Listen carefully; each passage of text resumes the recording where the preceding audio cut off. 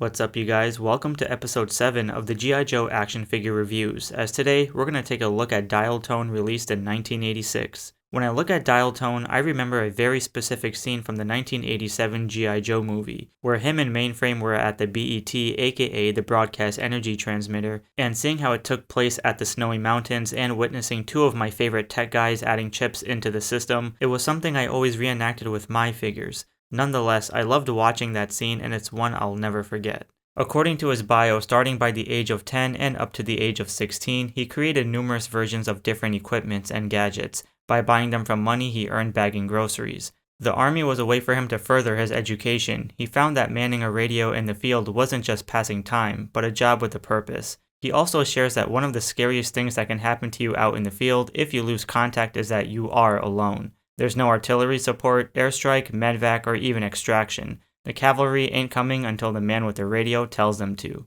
Looking at the figure, Dial Tone has a face that's taken seriously. His eyebrows arch in a way that gives it a look where you'd not want to slack off in front of him. I love the trendy mustache, and the black beret is sculpted decently with an emblem on the left side. You can see his low-cut sideburns underneath and his brown hair on the back, which has some sculpted lines to detail the individual strands. I love the color scheme for this figure that's spread throughout the torso and legs. For example, he has a beige shirt where the collars stick out underneath the tealish green vest. It's one of the more intricate color schemes, and as an artist like myself, this was properly executed. Both colors are complemented by the black strap that runs across the left shoulder throughout the back that contains pouches and sculpted compartments, which also connects to the two black grenades on the right. His left arm has a ranking patch with some detailed silver cuffs or gauntlets, and his right arm has a silver gadget that I can't really make out. However, both hands have black elbow or forearm pads, which are textured in an Argyle style pattern, as well as black gloves where there's a squared cut or patch by the knuckles.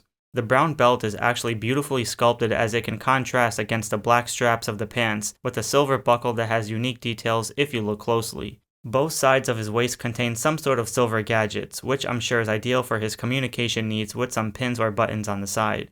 And if you look closely at the crotch piece, it has some sort of sculpting design which can be hard to see depending on the lighting. The rest of the pants are just all black, but I love how there's a silver techie stuff that seems to be wrapped around the right leg in a black strap, with the left leg containing some pouches. His green knee pads have this line work that's horizontal, which I'm sure is good for his knees throughout different terrains for grasp purposes. And aside from the boots being all green and having his black tucked-in pants hovering over the sides and front, there is a non-removable knife within the sheath. When it comes to his weapons, he comes with a submachine pistol, which is on the grayish tones compared to the usual all-black weapons G.I. Joe figures usually get, but it's good enough for what it is with some details throughout.